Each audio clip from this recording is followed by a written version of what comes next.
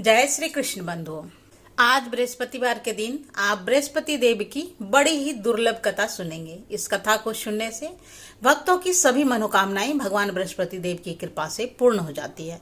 तो आइए बड़े ही श्रद्धा और प्रसन्न मन से इस कथा को सुनते हैं। भारतवर्ष में एक प्रतापी और दानी राजा राज करता था। वह नित्य गरीबों और ब्राह्मणों की सहायता करता था।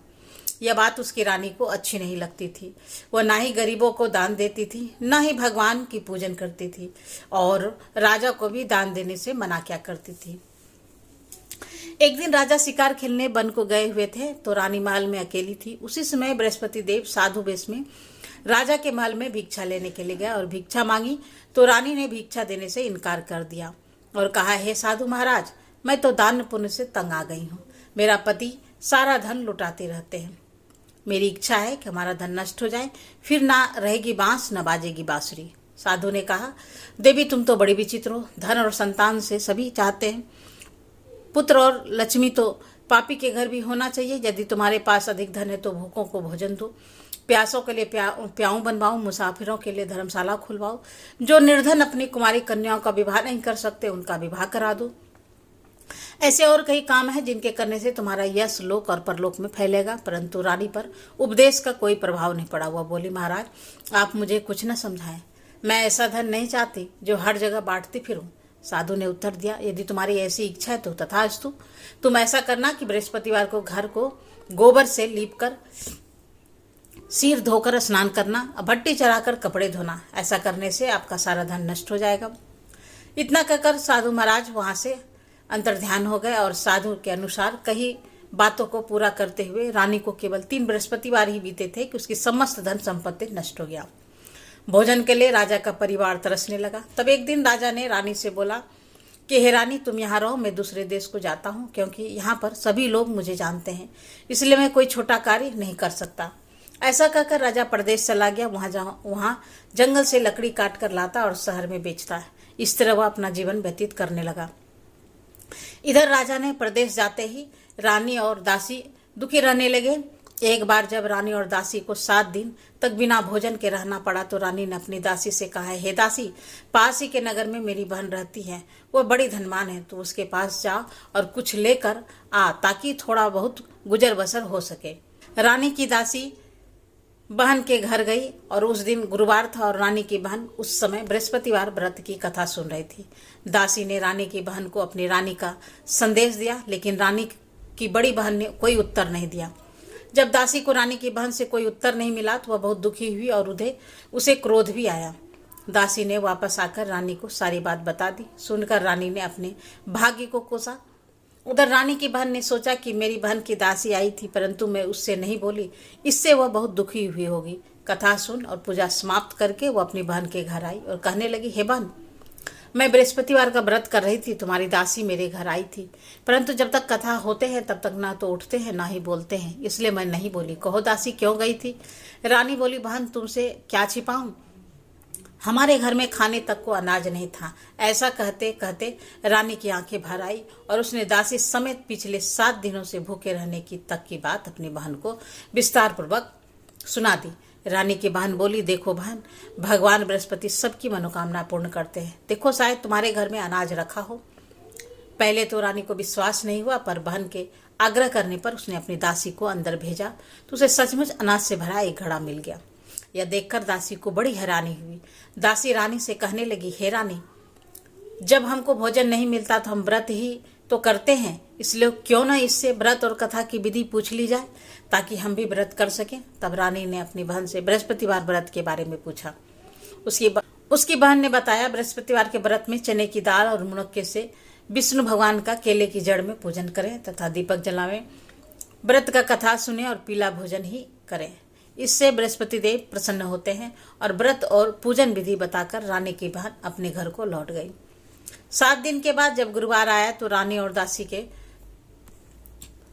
दासी ने व्रत रखा और घुड़साल में जाकर चना और गुड़ ले आकर आई और फिर उससे केले की जड़ तथा विष्णु भगवान का पूजन किया। जब पीला भोजन कहाँ से आए, इस बात को लेकर दोनों बहुत दुखी थी, क्योंकि उन्होंने व्रत रखा था, इसलिए बृहस्पति देव उनसे प्रसन्न थे। इसलिए वे एक साधारण व्यक्ति का रूप धारण करके 2 थालों में सुंदर पीला भोजन दासी को दे गए। भोजन पाकर दासी बहुत प्रसन्न हुई और फिर रानी से के साथ मिलकर भोजन ग्रहण किया। उसके बाद वे सभी गुरुवार का व्रत और पूजन करने लगे। बृहस्पति भगवान की कृपा से उसके पास फिर से धन संपत्ति आ गई, परंतु रानी फिर से पहले की तरह आलस्य करने लगी। तब दासी बोली, देखो रानी, तुम पहले भी इस प्रकार आलस्य क्या करती थी, तुम्हें धन रखने में कष्ट होता था, इस कारण सभी धन नष्ट हो गए। अब जब भगवान बृहस्पति की कृपा से धन मिला है तो तुम्हें फिर आलस्य होता है। रानी को समझाते हुए दासी कहती है कि बड़ी मुसीबतों के बाद हमने यह धन पाया है, इसलिए हमें दान पुण्य करना चाहिए, भूखे मनुष्य को भोजन कराना चाहिए, धन को शुभ कार्यों में खर्च करो, जिससे तुम्हारे कुल का यश बढ़ेगा, स्वर्ग की प्राप्ति होगी और पितृ प्रसन्न होंगे। दासी की बात मानकर रानी अपना धन शुभ कार्यों में खर्च करने लगी, जिससे पूरे नगर में उसका यश फैलने लगा। उधर एक दिन राजा दुखी होकर जंगल में एक पेड़ के नीचे आसन जमाकर बैठ गया। वो अपनी दशा को याद करके व्याकुल होने लगा। बृहस्पतिवार का दिन था। एकाएक उसने देखा कि निर्जन वन में एक साधु प्रकट हुआ। वह साधु वेश में स्वयं बृहस्पति देवता थे। लकड़हारा के सामने आकर बोले, हे लकड़हारे, इस सुनसान जंगल में तू चिंता में क्यों मग्न है?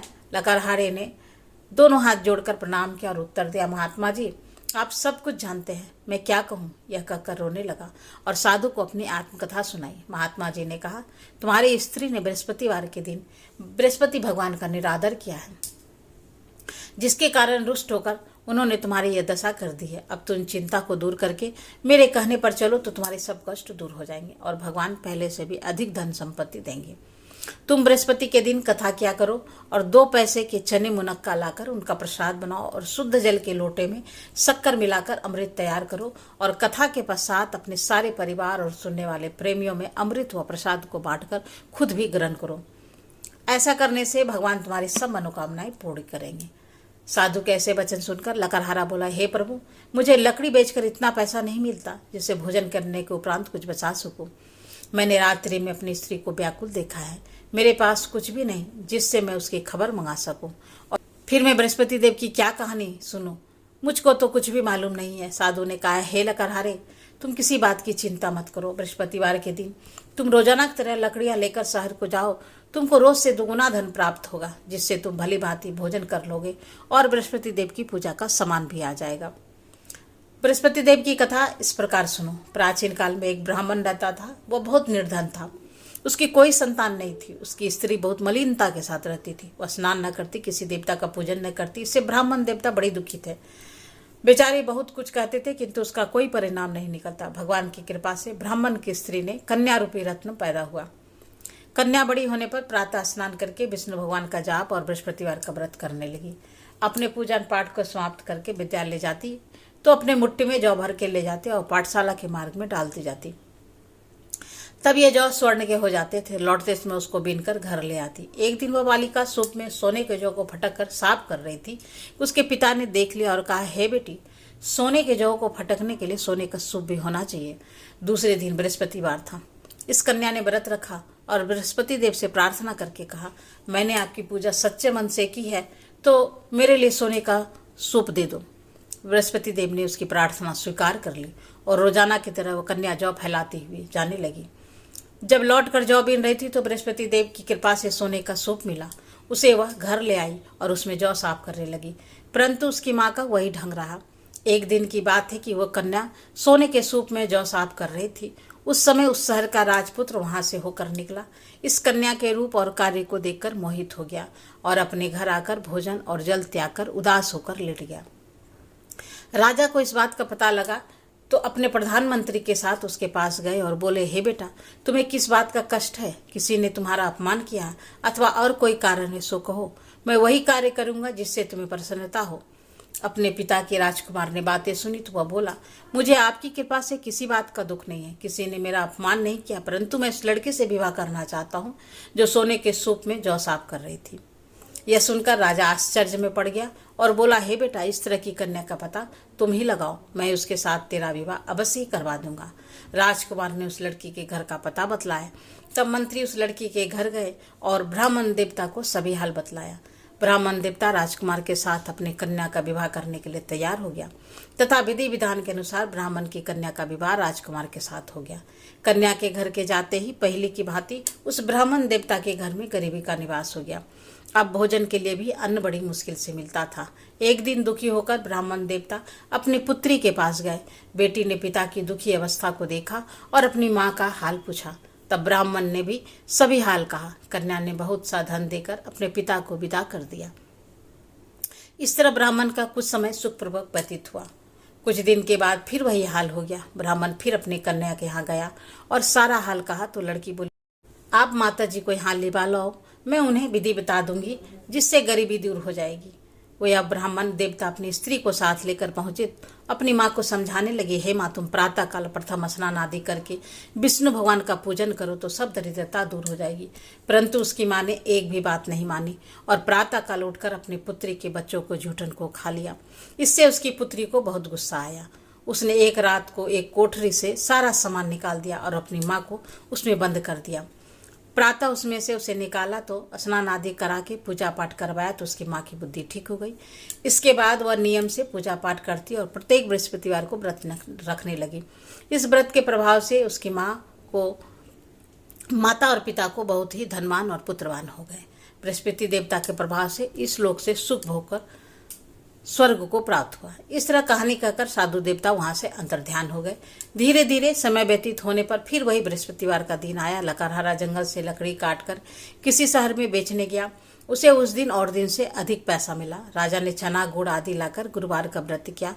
उस दिन से उसके सभी क्लेश दूर हुए। परंतु जब दोबारा गुरुवार का दिन आया तो बृहस्पतिवार का व्रत करना भूल गया। इस कारण बृहस्पति भगवान नाराज हो गए।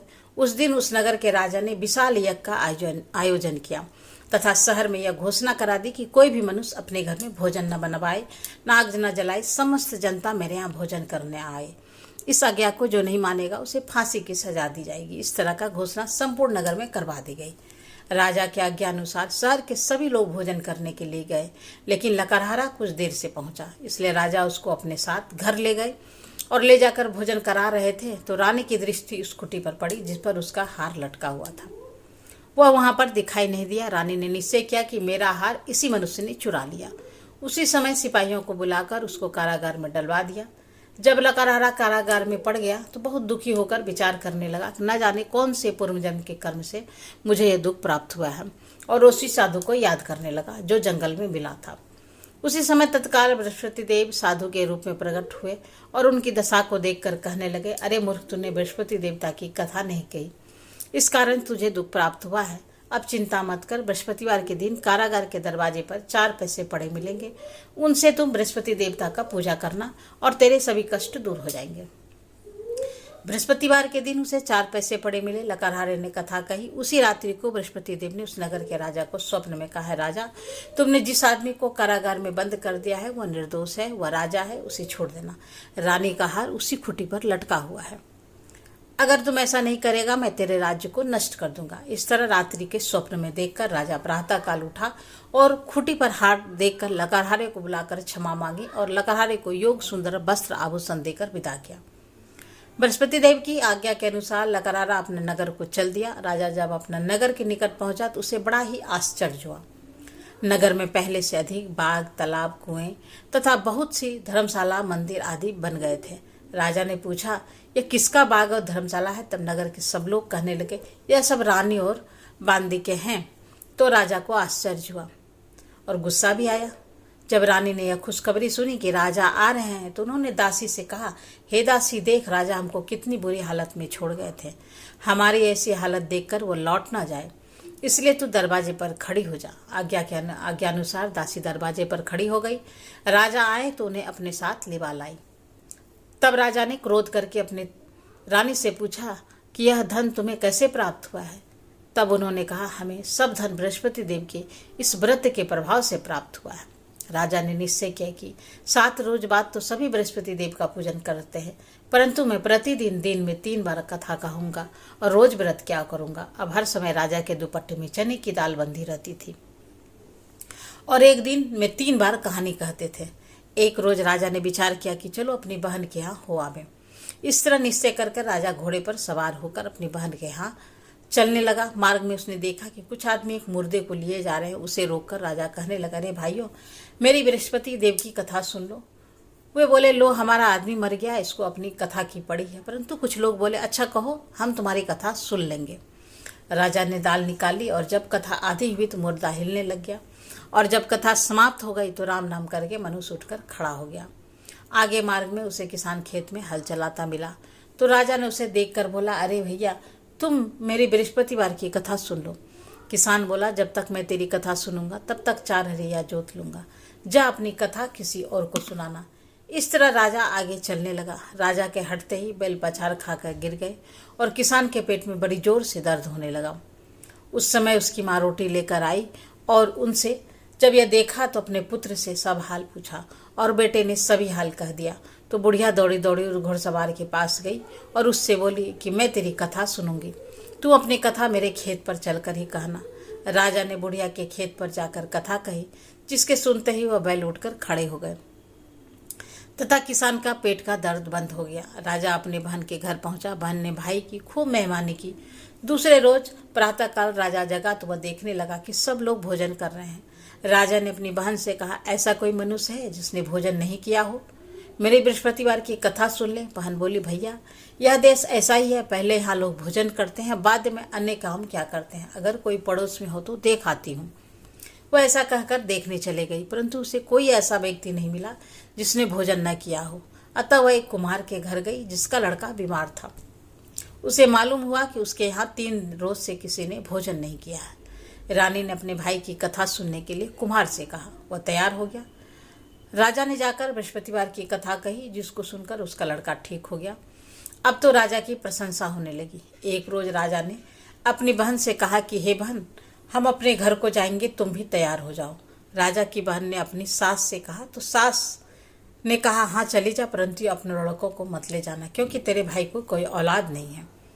बहन ने अपने भैया से कहा, भैया, मैं तो चलूंगी पर कोई बालक नहीं चलेगा। तो राजा बोला, जब कोई बालक नहीं चलेगा तब तुम ही जाकर क्या करोगी? बड़े दुखी मन से राजा अपने नगर को लौट आया। राजा ने अपनी रानी से कहा, हम निर्वंशी हैं, हमारा मुंह देखने का धर्म नहीं है और कुछ भोजन आदि नहीं किया।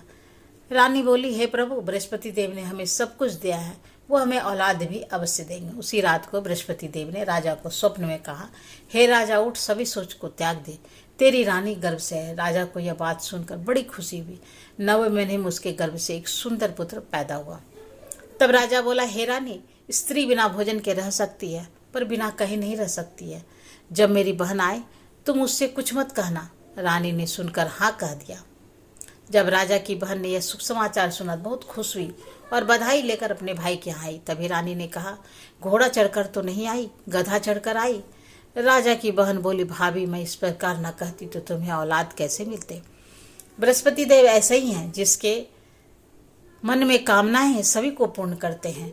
जो सद्भावना पूर्वक बृहस्पतिवार का व्रत करता है एवं कथा पढ़ता है अथवा सुनता है और दूसरों को सुनाता है, बृहस्पति देव उसकी सभी मनोकामनाएं पूर्ण करते हैं। बृहस्पति देव उनकी सदैव रक्षा करते हैं। जो संसार में सद्भावना और सच्चे हृदय से बृहस्पति देव का पूजन करते हैं, उसकी सभी मनोकामनाएं उसी प्रकार पूर्ण होती है जैसे राजा और रानी ने बृहस्पति देव की कथा का गुणगान किया। उनकी सभी इच्छाएं बृहस्पति देव ने पूर्ण की। मनुष्य को हृदय से मनन करते हुए जय जयकार करना चाहिए। तो प्रेम से बोलिए, बृहस्पति देव की जय, विष्णु भगवान की जय।